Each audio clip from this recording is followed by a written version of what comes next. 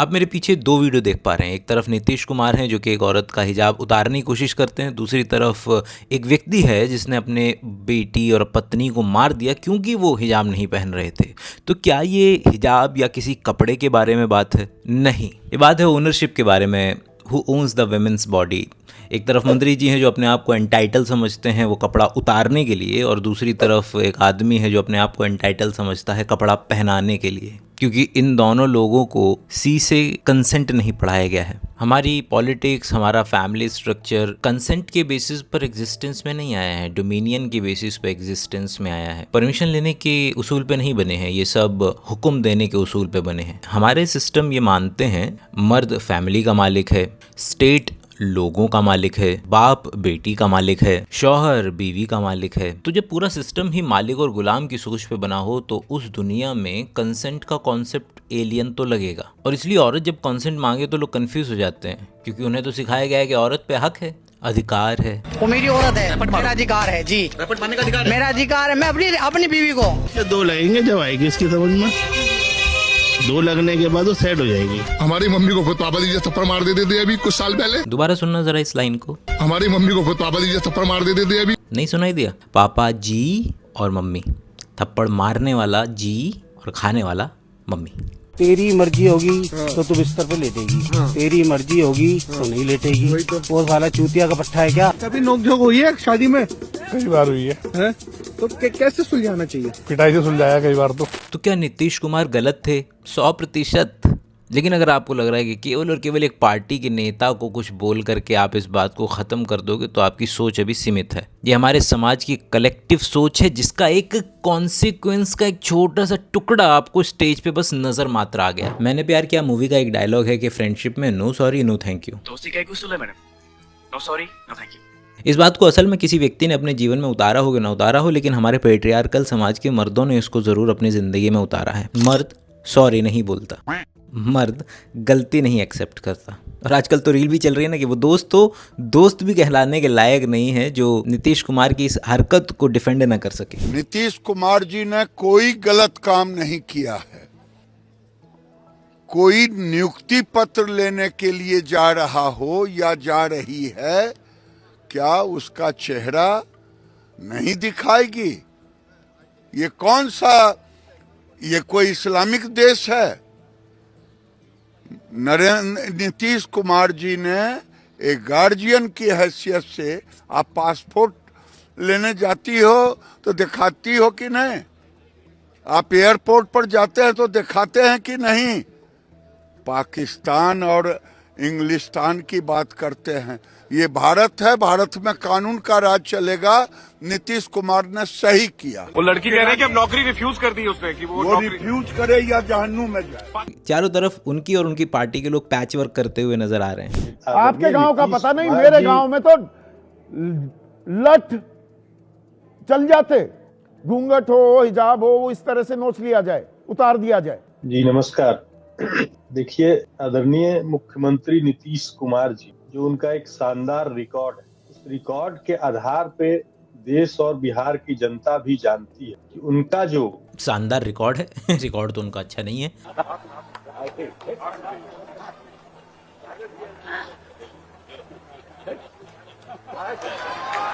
वो हाथ कर रहे हो, ये गजब आदमी है भाई। अरे महिला हो, कुछ जानती नहीं हो।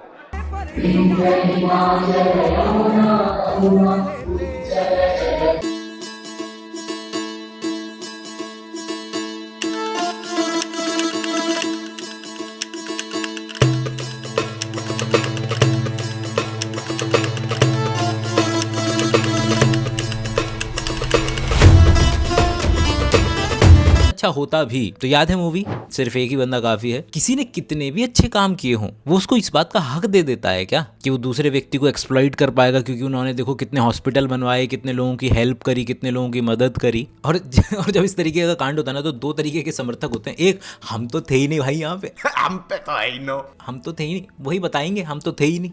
मुख्यमंत्री जी खुद अगर इस बारे में बोलेंगे वो ज्यादा बेहतर रहेगा, क्योंकि मैं वहाँ पे उपस्थित नहीं थी।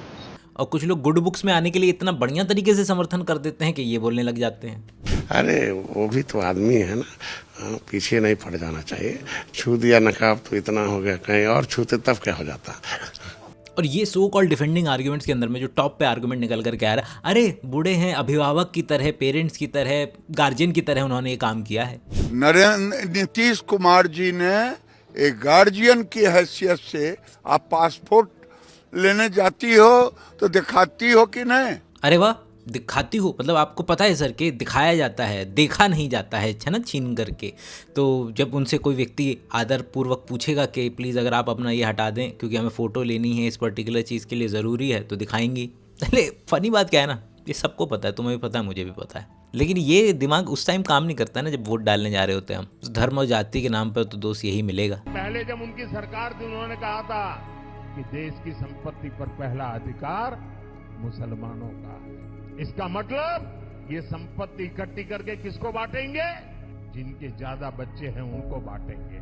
लेकिन क्या इसका मतलब है कि लोगों को अकाउंटेबल ठहराना बंद कर दें, अपनी बात चुप हो जाएं? नहीं, आवाज़ तो उठानी पड़ेगी अगर चेंज चाहिए तो। एक व्यवहार था वो बिल्कुल अभिभावक जैसा था। ये इस तरह से जो ये प्यार से, आदर से, या ये नोचा जा रहा है ऐसे खटाक, मतलब आप हमें बिल्कुल ही बुद्धू समझ रहे हैं, बिल्कुल नादान बैठे हैं हम लोग। आप ही अकेले शाने हैं, आप ही होशियार हैं, आपने जो बता दिया बस हम उसे मान लें। Which they are actually trying to prove our hypothesis। Guardian मतलब मालिक, मालिक मतलब कुछ भी कर सकते हैं। सरकार मतलब मालिक, मालिक कुछ भी कर सकता है। बिल्कुल, आप वरिष्ठ पत्रकार हैं और मेरे गांव में आपको मैं बता दूं कि हमारे पिताजी और चाचा जी आपका शो बहुत मतलब इंतजार से देखते हैं।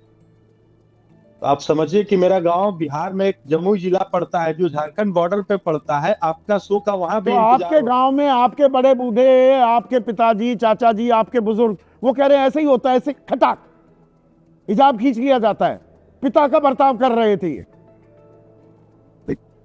आपके गांव का पता नहीं, मेरे गांव में तो लठ चल जाते।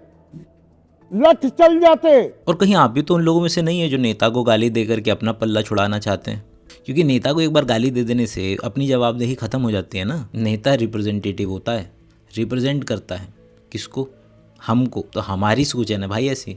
महिलाओं को ठीक है फ्रीडम दिया जा रहा है, बट इतना भी फ्रीडम जो है वो पुरुष के लिए बड़ा घातक सिद्ध हो रहा है। आपकी सहमति थोड़ी चाहिए। सहमति नहीं होती सेक्स के अंदर। मैं तो 2 घूंसे बजा दूंगा पसली में, फिर क्या होगा?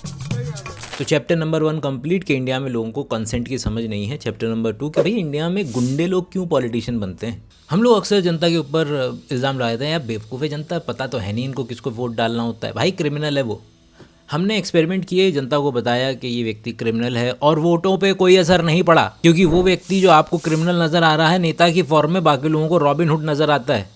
भारत की आम कहावत है कि भैया पुलिस और कोर्ट कचहरी के चक्करों में न पड़ना, जिंदगियां निकल जाएंगी। ऐसा देश जहां पर पुलिस और लॉ पर अगर लोगों का विश्वास ही नहीं है, तो ऐसे दबंग बाहुबली नेता में वो अपना रॉबिन हुड तलाशते हैं कि ये हमको शायद दिला देगा, क्योंकि दबंग हैं तो हमारे फ़ायदे का काम करेंगे।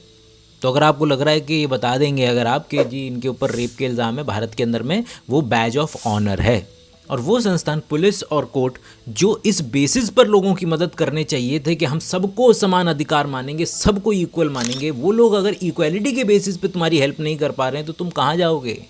अपनी कास्ट, अपने रिलीजन पर, इस उम्मीद में कि शायद ये इस बेसिस पे मदद कर दे कि मैं सेम कास्ट और सेम रिलीजन से बिलोंग करता हूँ।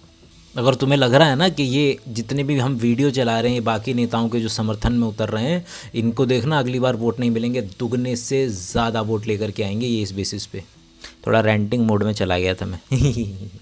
भारत में मिसोजिनी को रिवॉर्ड किया जाता है। नीतीश कुमार पहले व्यक्ति नहीं है, उनसे पहले मुलायम सिंह यादव जैसे लोग हैं जो कि बहुत तगड़े तगड़े बयान दे चुके हैं कि रेप विक्टिम्स को फांसी नहीं देनी चाहिए, कि रेप विक्टिम लड़के हैं, गलती हो जाती है, अब क्या फांसी पे चढ़ा देंगे? रेप में फांसी दी जाएगी?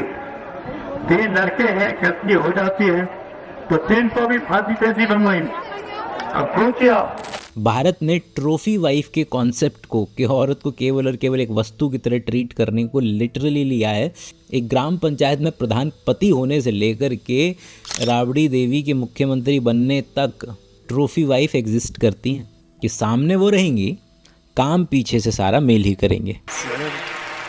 वो हो रहे हैं पर शक हमारे हैं। मित यह है कि लोगों को लगता है कि क्रिमिनल पॉलिटिक्स में एंट्री लेते हैं क्योंकि वो बुरे काम करना चाहते हैं, मगर सच मध्य में है, ग्रे है। ये कुछ कुछ वैसा सही है जैसे कंपनी वर्टिकल इंटीग्रेशन करती है। कोई कार कंपनी है तो वो टायर बनाना शुरू कर देगी क्योंकि अब उसको कांस्टेंट सप्लाई भी मिलती रहेगी और सस्ता मिलेगा, अनसर्टेनिटी कम होगी। उसी तरीके से किसी क्रिमिनल के लिए एक्चुअल में ये बहुत फ़ायदे का सौदा है कि यार मिडिल मैन को हटाओ, कि मैं पैसा देता था सांसद को और फिर जाकर के अपना काम करवाने की उम्मीद रखता था, अब खुद ही सांसद बन जाते हैं। और दूसरा आइडिया एंट्री बैरियर।